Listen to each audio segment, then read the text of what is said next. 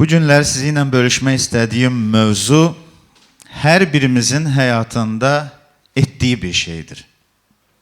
Seçim. Görəsən biz nə seçirik? Vaazıma başlamamışdan öncə istəyirəm belə bir şey deyim ki, istəyir gənclər, istəyir yaşa dolmuş insanlar, istəyir evdə, çöldə, bayırda, bazarda, fərq eləmir, biz seçim qarşısında dururuq. Misal üçün, qadınlar bilir, bazara gedəndə bir də görsən ki, iki eyni malı görürlər və indi yoldaşıma da deyə bilmirəm ki, ay filan kəs, bunu alsan daha yaxşıdır da. Deyir, yox, gedək baxaq, bəlkə bundan da yaxşısı var. Yəni, insan həmişə bir seçim qarşısında qalanda həmişə fikirləşir, görəsən nəyi seçim? Və yaxud gənclər bu dəqiqə əksəriyyəti universitetdə oxuyurlar, amma universitetə girməmişdən öncə onlar da seçim qarşısında durmuşdular ki, görəsən hansı fakültəyə, hansı iş sahibi olum gələcəkdə. Yəni, onlar da seçim qarşısında dururlar. Və yaxud qadınlar evdə, bilirəm ki, bacıların ən böyük problemidir ki, görəsən mən nə bişirim? Seçim qarşısında durursan ki, nəyi edim? Ki, evə gələn iş sahibi, ev sahibi kişilərə dadlı bir yemək olsun. Amin, bacılar. Yəni, biz adətən çox vaxtı seçim qarşısında qalırıq və görəsən, bəli, kişilərdə də var ki, biz də bəzən seçim qarşısında dururuq ki, görəsən, bu işi tutaq, bu işin dalıca gedək, yoxsa başqa bir işin dalıca. Rəbb xeyir dua versin arvadlarımıza da, kişilərə də ki, həqiqətən də düzgün seçim edə bilək. Amin. Amma sizinlə bölüşmək istədiyim mövzuda da, burada da bir seçim var. Hansını ki, bir vali, bir, belə deyək, prokuror, hansı ki, böyük bir səlahiyyət sahibidir və insanlara sual verir və onları seçim qarşısında qoyur. Gəlin həmin yerləri oxuyaq. Bu, Matta 27-ci fəsildədir, 15-dən 23-ə qədər. Kimlərin müqəddəs kitabı yanlardadırsa, açıb oxuya bilərlər. Deməli, belə yazılıb. Hər Pasxa bayramında valinin xalqın istədiyi bir məhbusu azad etməsi adət idi. Vali deyəndə söhbət Pilatdan gedir. O günlərdə Barabba adlı məşhur bir məhbus həbsdə saxlanılırdı. Beləliklə, onlar bir yerə toplaşdıqları vaxt Pilat onlardan soruşdu, sizin üçün kimi azad etməyimi istəyirsiniz? Barabbanı, yoxsa Məsih deyilən İsanı? Çünki bilirdi ki, onlar İsanı paxıllıqdan təslim etmişdilər. Pilat hökm kürsüsündə oturarkən arvadı, o salih adamla sənin heç bir işin olmasın, çünki bugün röyada ona görə çox əzablar çəkmişəm, deyə xəbər göndərdi. Başçı kahinlər və ağsaqqallarsa xalqı təhrik edirdilər ki, Barabbanı azad olmasını, İsanınsa ölümünü istəsinlər. Vali onlardan soruşdu, ikisindən hansını sizin üçün azad etməyimi istəyirsiniz? Onlar da Barabbanı dedilər. Pilat onlara, elə isə Məsih deyilən İsa'ya nə edim? Dedi. Onların hamısı çarmıxa çəkilsin, dedilər. Vali, axı o nə pislik eləyib, deyə soruşdu. Onlarsa çarmıxa çəkilsin, deyə daha ucadan bağırdılar. Amin. Biz bu oxuduğumuz yerlərdə görürük ki, vali İsa Məsihlə Barabbanı xalqın qarşısına qoyur. Və biz görürük ki, xalq Barabbanı seçir. Hətta biz orada görürük ki, onları təhrik edənlər də var idi. Başçı kahinlər və ağsaqqallar çalışırdılar ki, xalqı təhrik eləsinlər ki, cəmaat Barabbanı seçsin. İndi gəlin, baxaq görək, ilk növbədə bu Barabba kimdir? Ümumiyyətlə, Barabba sözünün mənası Bar-Abba. Abba ata deməkdir, bar yəni bəhrə, yəni atasının balası. Barabba doğrudan da öz atasının balasıydı. Amma Barabba kimdir? Barabba quldurdur. Barabba qəddar bir insandır, üsyankardır. Barabba zindanda idi. Müqəddəs kitab bizə deyir ki, o artıq məhkum olunmuşdu, artıq o insan zindanda idi və təqsirkar kimi orada saxlanılmışdı. Amma İsa Məsih kimdir? Bunu da demək istəyirəm. İsa Məsih o şəxsdir ki, hansı ki, Bakirə Məryəmdən doğuldu. hansı ki peyğəmbərliklərə görə yer üzünə gəldi. Hansı ki yer üzündə insanlara mərhəmət etdi. Körün gözünü açdı. Karın qulağını açdı. Topala, şikəstə ayaq, əl, qol verdi. Ölünü diriltdi. İnsanlara Allahın sözünü çatdırdı. Və həmçinin də insanlara məhəbbətini göstərdi. İnsanlara qayğını göstərdi. İndi siz təsəvvür eləyin, iki şəxsiyyət qarşısında seçim var. Yəni, biz görəsən kimi seçərdik? Bax, həmin sualı necə ki İsrail xalqına verilmişdi ya. Bu günləri o sual bizə verilsəydi ki, sən kimi seçirsən? Nə deyərdik? Yəqin ki, əksəriyyətimiz deyərdik ki, mən İsa'nı seçirəm. Düzdürmü? Mən İsa'nı seçərdim. Amma gəlin həyatımıza baxaq. Biz onu seçirik, yoxsa yox? Biz Barabanı seçirik, yoxsa İsa Məsihi? Baxın, həmin Pilat nə edir? Güya ki, seçimi verir xalqa, özü isə artıq çoxdandır ki, o seçimini etmişdi. Bilirsiniz necə? O hələ gəlir, əllərini də yuyur, bir adət kimi əllərini də yuyur ki, mənim təqsirim bu insanın qanının üzərində yoxdur.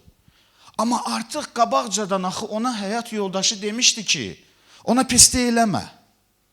Bu isə öz izzətini, öz hörmətini, adını, sanını daha üstün tutur, nəinki İsa'nı.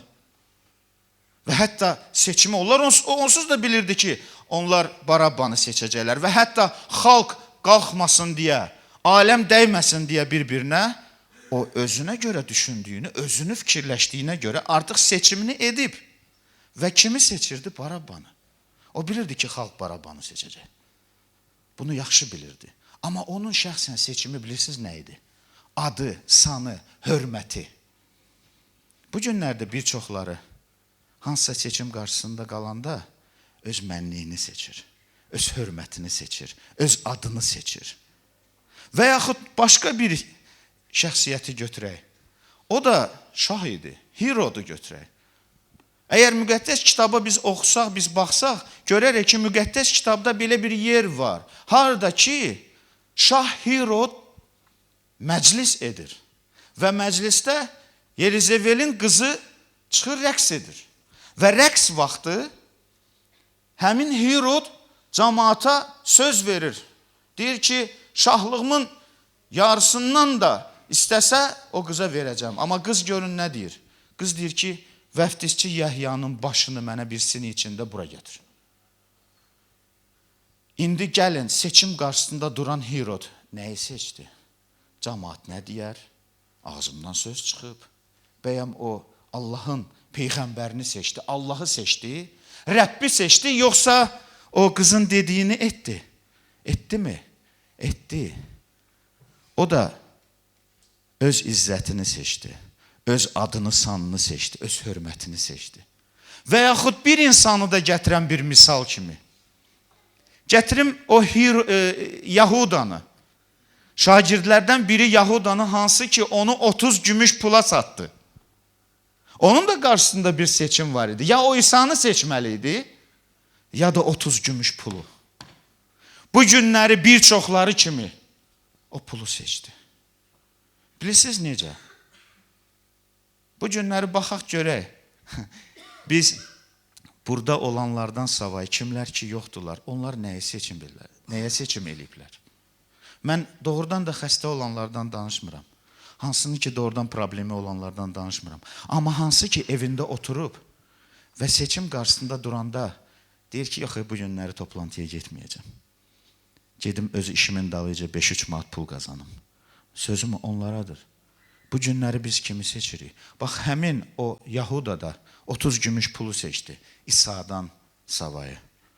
Onun da Barabbası onun pulgirliyi idi. Necə ki Pilatın Barabbası adı, sanı, hörməti idi. Necə ki Hirodun mənliyi, mən cəmaatın qabağında söz demişəm, axı bunu eləməliyəm.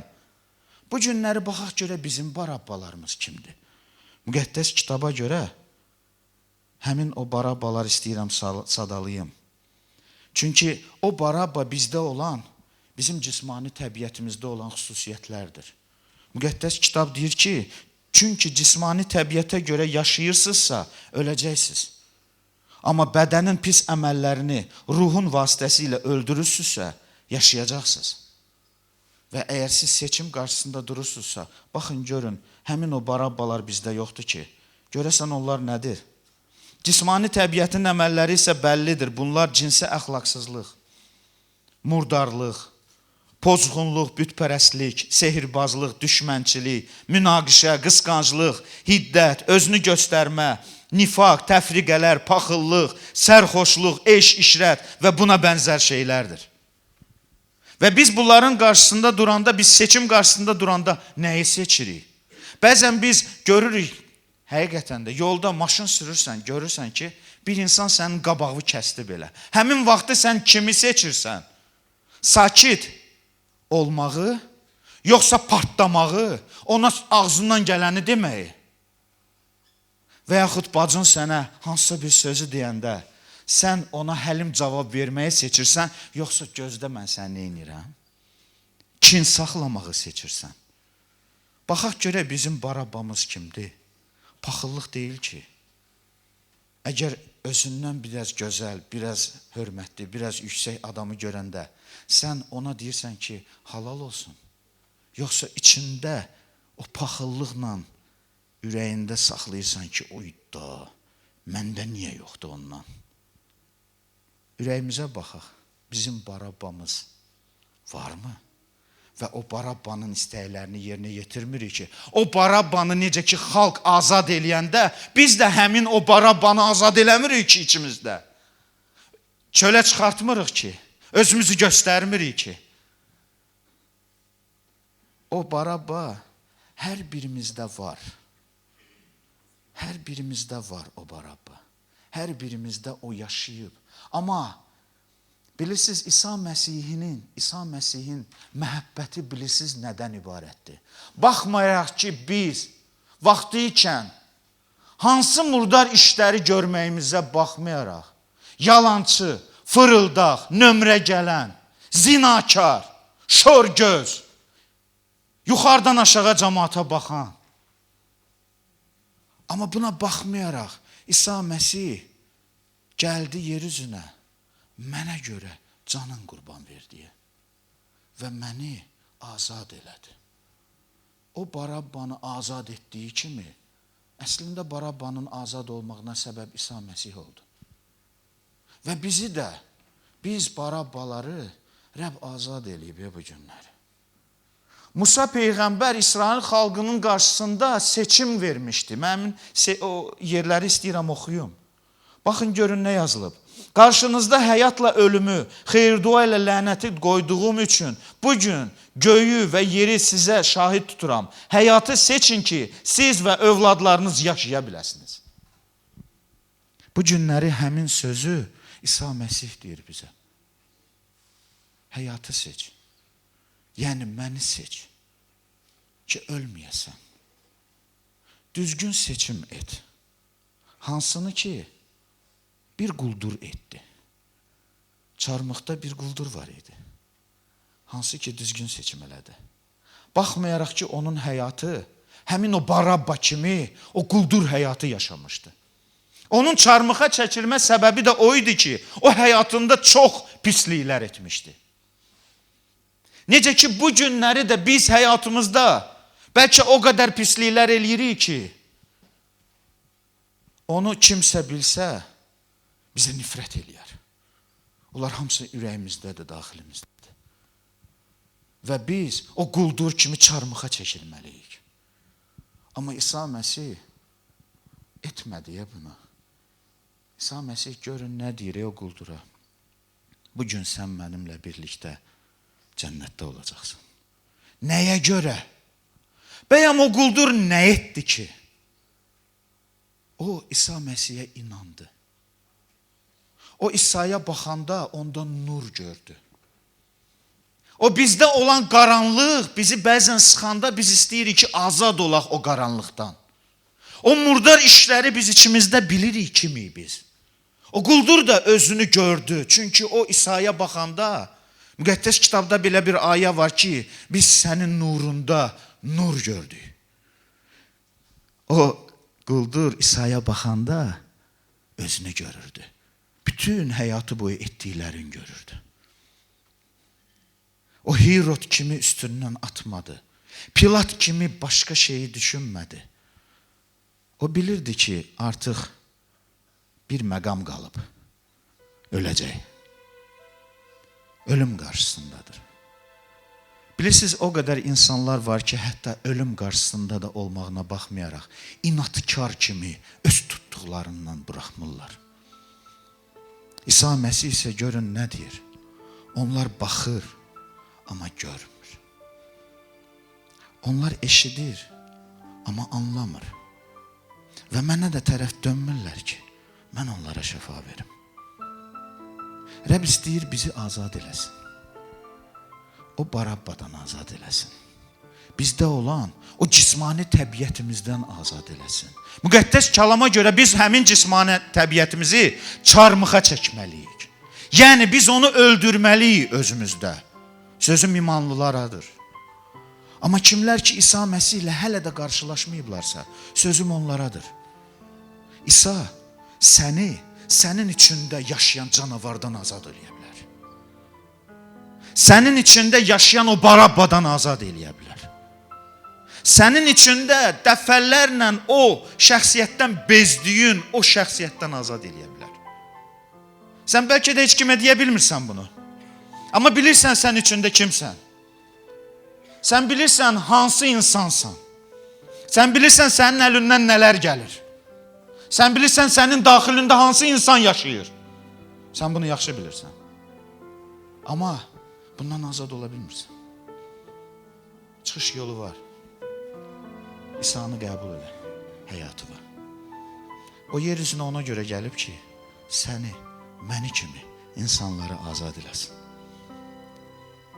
Bizim çıxış yolumuz var. Ümidimiz də var. Bu dünyada bir qardaşım ölümdən danışırdı.